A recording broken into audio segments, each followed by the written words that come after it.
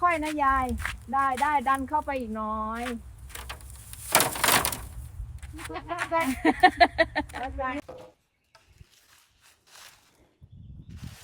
ภรรยาเอาไม้นี่ไปเฮ็ดส่วนพุ่น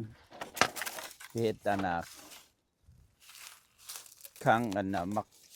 ทั่วสัตว์ทั่วมักแตงพุ่นมาเอาอยู่บ้านอันน่ะของเพชรนั่นของเพชรส่วนอันนี้ได้เยอะแบบ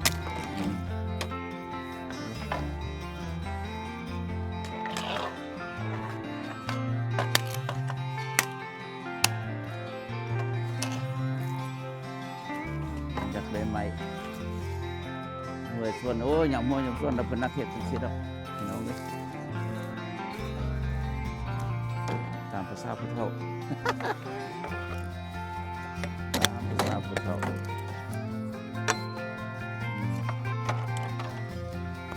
โอเคจะเป็นได้ยังบ่ได้ยังเราพี่น้องเนาะเยอะเจ้าอยู่ใส่เนาะอันนี้อยู่ในป่าพุ่นซาไปติดตามบนกระจกน้อง